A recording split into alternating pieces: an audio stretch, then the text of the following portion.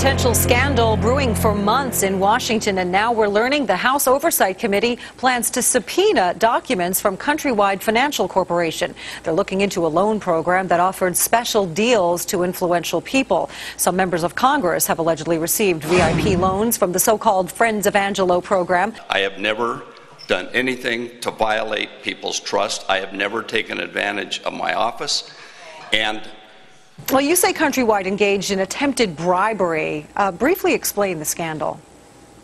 Well, what happened over the years is Angelo Mozillo came up with this Friends of Angelo, which morphed from being, the usual employees get a discount on their own product, into a targeted organizational run out of one office in which 4 to 5 loan officers targeted mayors, governors, various national officials, including Franklin Raines, who was heading one of the major GSEs, and members of Congress, both House and Senate. I have the Darrell Issa's report right here, the House of Representatives Committee on Oversight and Government Reform. Darrell Issa wrote it. Not only did he call it the Countrywide Loan Bribery Program, he called it that himself, but he was on Fox News saying, I call them bribes. And I call them bribes. This report uses Buck McKeon as the example of how people in the government knew they were getting special treatment.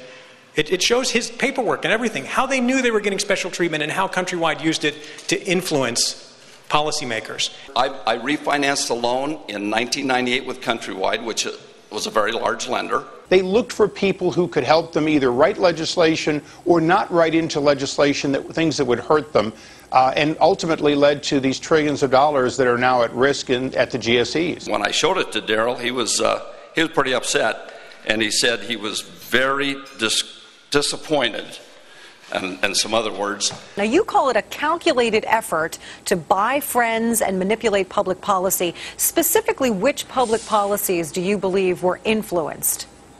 Well, certainly the fact that Freddie and Fannie took on toxic loans by the bucket load that they would not otherwise have likely taken. They went from being a fairly conservative organization to an organization that's put $6 or $7 trillion worth of marginal loans onto the books, leading to this much being at risk when the collapse came. Countrywide went under, and it caused the whole mortgage meltdown.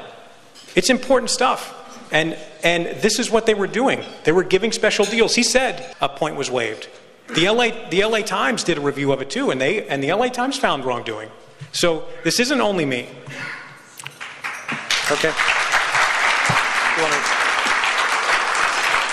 The important thing to look at is the federal law requires that you not receive a gift more than $50 from anyone, and that gift can't be from a corporation.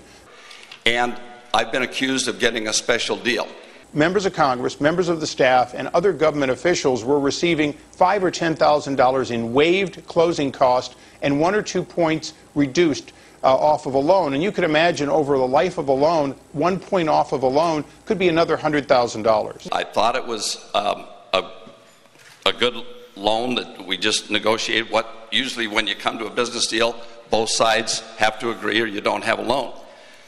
Then this all came up as a result of an investigation into Countrywide. And, I could probably talk about this for a long time, and those who believe me, those who know what I've done in this valley, know of my integrity and how I function, are going to believe me. Those who, for whatever reason, think that I'm a lost soul and I'm taking advantage of this office to enrich myself, are never going to believe me.